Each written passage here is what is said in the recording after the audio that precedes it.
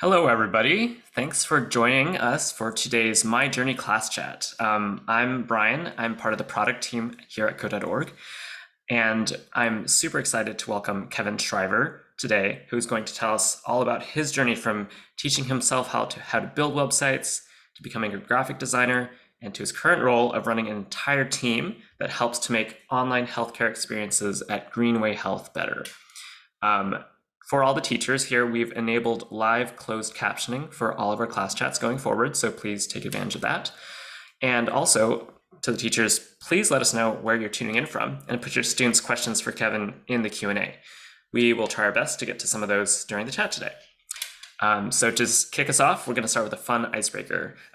Kevin, actually, first of all, Kevin, why don't you introduce yourself just a little bit and tell us what your favorite thing to do at recess was when you were in elementary school.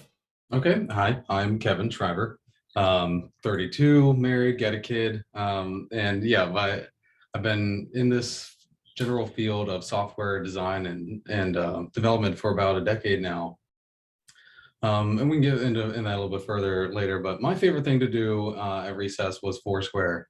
Yeah, I had a core group of friends I would run out with immediately, and we'll all stand in line and try to, get other people off the court and come up with little strategies and all that fun stuff. But Foursquare was what I did. I remember Foursquare. We even had a variant called Foursquare Kickball, where you would like have the square and the pitcher would roll the ball toward you and you'd whack it with your foot. And so the ball went a lot further there. And that was very competitive. We were very cutthroat about that. Yeah, awesome. Well, Kevin, tell us a little bit more about what you do. What is your job title and what exactly do you do? So, right, my job title is User Interface Development Manager. Whoa. So essentially, I'm in charge of making all of the screens or all of the components and elements that would be inside of software, just the visual side of it and how they look and how they feel, all the little animations, all of those little intricacies. I build those and help other developers put them into their projects. Yeah. Okay, so let's break that title down a little bit. So a user interface, what does that mean? The user interface is anything that you're interacting with on the computer. Okay. So everything is stored in the computer, but you have to interact with it somehow. And how you interact with it is by clicking on icons or touching on stuff on the screen. So the user interface is everything that you're interacting with. I see. And go ahead. Yeah, no, sorry. And who is the user in this case for you? For me, the user is doctors and nurses and people inside of doctor facilities, hospitals, and other developers inside of my company also are part of my user base specifically. But okay. Yeah. And then the other part of your title is development manager. So what does that mean in your day-to-day life? Right. So our company just creates software for hospitals and doctors. So development is all of that, right? Our entire company has a lot of developers, software engineers, people that make these applications day in and day out. And so I manage a small team that is in charge of developing a certain part of all that software. Yeah. Can you give us a quick screenshot or like just share your screen of what doctors might see when they're using Greenway Health's product? Yeah, sure. So this is a unfinished kind of screen, our application that's currently being developed. So this is what a doctor would look at whenever they're looking at their patient list for the day, or even just their patient list in general. They would come down here, they would see the patient name, be able to see a photo if they wanted to. This is where all of your information, whenever you go to the doctor, your stuff would show up here. So the doctor's looking at their schedule for the day, they're trying to figure out who they need to look at and what they're doing with their day. They would come here and kind of look through a list like this to see who their next appointment is. And there's plenty of other little things going on here, but for the most part, this is the only interesting bit. Yeah, so if I go to the doctor's office, this is kind of what the doctors and the nurses are using to make sure that all my information is up to date. Is that right? Exactly, right? Like this will either be on a tablet or on the computer that they're clicking at. So anytime they're you're in a doctor's office and they're, playing with a tablet or computer, they're using software like this Okay. to capture all the data about you and to, um, do all their doctoring stuff about with you. All the doctoring stuff. Yeah, Yeah. yeah, yeah. Yeah, that's seems much faster than using pen and paper, which I remember when I was a kid going in and doctors writing things down by hand. Yeah, I Yeah. remember that too. And then you'd see it sometimes and it would just be, you can't read it because doctor's Yeah. handwriting's not great. Famously bad handwriting. And Yep, the system like this is important because it lets kind of your information, your medical information get shared amongst various like hospitals, providers, and that sort of thing, right? exactly. All this stuff is stored in a cloud or a server of some sort. And Okay. yeah, anyone can access it for the most part anywhere if Yeah. So if they're, I go to a different doctor, they can also see the same information, so I can get good care wherever I go. yep. Oh, that's really cool. So we do hear a lot about doctors and nurses in healthcare. They're kind of the face of healthcare that we see when we go into the hospital or the doctor's office. But it seems like there are a lot of other jobs that make quality healthcare possible. So tell us a little bit about your work journey. How did you end up here? Like, where did you start and how did you end up here? This is where I should share some of my early Yeah, go stuff. ahead. Right. So I started out going to college for digital arts and design. I'll screen share again here so we can see. So I was a graphic designer way back in the day, and this is some of the stuff that I made whenever, can you see my screen? Yes, I can see it. Yeah. So like after I was done with college for the most part, this is what I would go out to businesses and be like, hey, hire me as a graphic designer. And I mean, like this is just kind of a magazine advertisement, a logo redesign for the city of Osaka. Oh, Uh, cool. In Japan. and this is just kind of an online advertisement of some sort. Oh, that looks really cool. Did you draw this out by hand? I did everything on the computer. I was very much so. I wasn't very good at drawing myself. Okay. Pen and paper. So everything was very digital for me. Oh, that's super At cool. least in my process, it was very digital. And this is kind of like a band advertisement. Okay, and this is like a bus stop. Yeah, it's just kind of a way to show what it would look like out there in the wild. Yeah, It didn't actually get printed. It's not actually on a bus stop anywhere. so I It's can't just, go out and find it. Endless Ambition, the no. band. I Okay. don't even know if that's a real band. It might be. And then some more magazine kind of spreads. So I was very into to print design. Yeah, Um, so yeah, I made a lot of different just kind of magazines in my time there. Really into skateboarding and snowboarding. So that was obviously a big thing, for two of my magazines. Just oh kind yeah, of like art and then skateboarding and snowboarding, and that was all I was into in college. This yeah. is a skate deck that I did draw, right? So I wasn't very good at hand drawing, but I could do doodles pretty Oh, well. neat. So This this, is Yeah, this is for a skateboard deck. yep, yep. So it's kind of Oh, combining your the art and the boarding together into one. right. That's Unfortunately, this also did not get printed onto a real skateboard. Hey, it's still possible, right? But yeah, it's still possible. I could dig this up and do it. This is really cool. So, how did you go from coming up with like arts and graphic design into what you do now? It was really kind of a slow process. My first job out of college was with a user experience team where I was a graphic designer. And I don't know if you remember the Blockbuster like video rentals, or you use Redbox, Yeah, right? yeah, Yeah, Blockbuster. Blockbuster I remember used to do that. the same thing. And so I worked for the company that owned all of those. And so I would actually put all the graphics and created all the graphics for the Blockbuster Express kiosks. That was my first job out of college. Wow, that's such a throwback. I know, right? Yeah, nobody um, rents videos anymore. It's all online now, or right. Redbox. What is video rental? I haven't rented a video in quite some time, right? You just go to Amazon or Netflix or Hulu and watch Something like whatever. that. Yeah. So yeah, that was my first job. And then I got another job for that as a lead designer of a softball company, a small softball Play company. softball. Cool. Yeah, they made basically like bats and face masks and helmets and everything. So I was just kind of in charge of creating their general look and feel and their website. And creating their website was part of how I started evolving into this whole thing, into being a developer. I was really hands-on with the people that were developing the website as I was designing it, and I learned quite a bit, and I was kind of interested in it. And so the job I took after that was with AAA, the people you call whenever you're on the side of the road and Oh you yeah. need code. And that was as a webmaster. So it was much more a development focused job. And so I just started sliding fully down in that, and I haven't really designed anything for quite some time. Yeah. So it sounds like you didn't necessarily code a lot as a kid, but you kind of found your way to coding through design and through working with companies that needed work done on their design, right?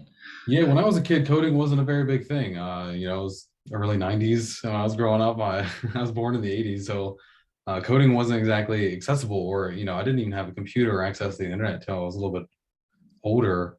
So coding wasn't really anything on the mind until, yeah, it just kind of worked out, right? You never know where you're going to end up. You just have to try new things. Yeah, And absolutely. that's just kind of how it worked. Yeah, no, that's super cool to hear. Because I also didn't start coding until a little later, and so there's always tons of different paths to see how computer science may end up in our lives. Just as a reminder to our participants here, be sure to share your questions in the Q&A for Kevin. Um, yeah, so Kevin, what do you feel is awesome about your job?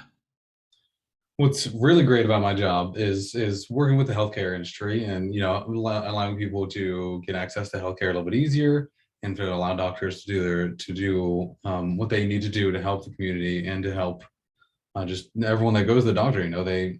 They have enough on their plate, the doctors do. So we want to make all the paperwork that they do as smooth and seamless as possible. And the other great parts about my job is this is my office.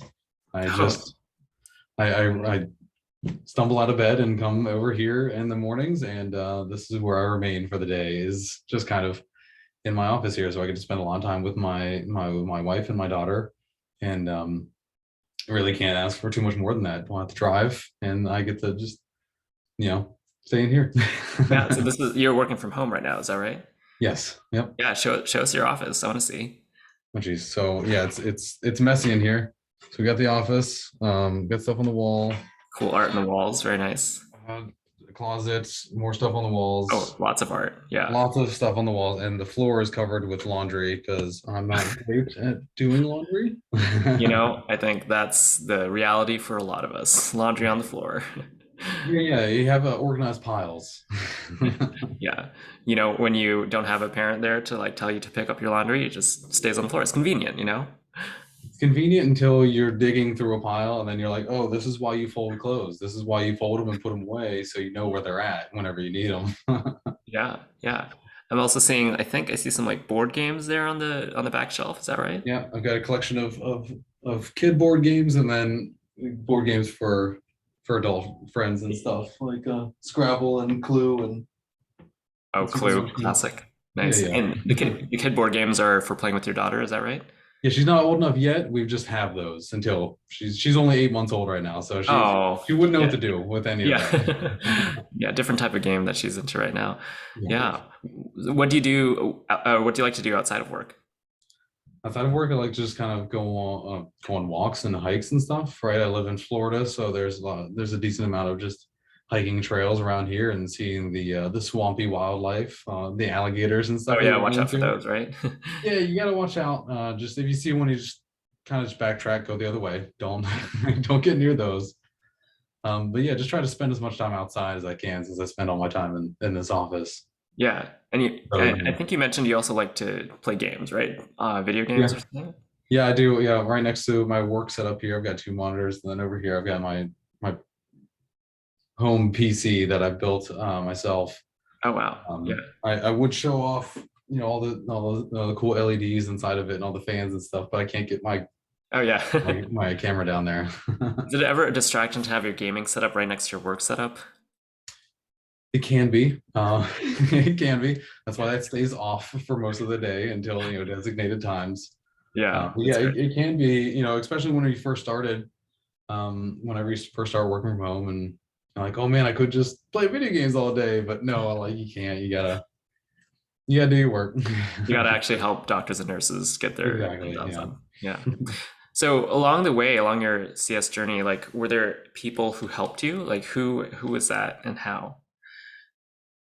I mean, plenty of people that have helped me throughout the years. A couple of mentors, specifically at AAA, and the job I had afterwards. They're just people that just like knew a lot, and I just asked them a lot of questions. Really, that's all getting a mentor is just finding someone that'll answer all the questions that you have. Mm-hmm. And so I just found those people, and I bugged them relentlessly with questions until I knew, a portion of what they knew, but I was just trying to get as much information from them as possible. And they were, the reason why they're good people or good mentors like that is because they entertained it. So really, yeah, it's just really anyone that you can ask a lot of questions about, ask a lot of questions to, is someone that can help you along the way, and that's who I found, just people that will answer questions. Yeah, yeah.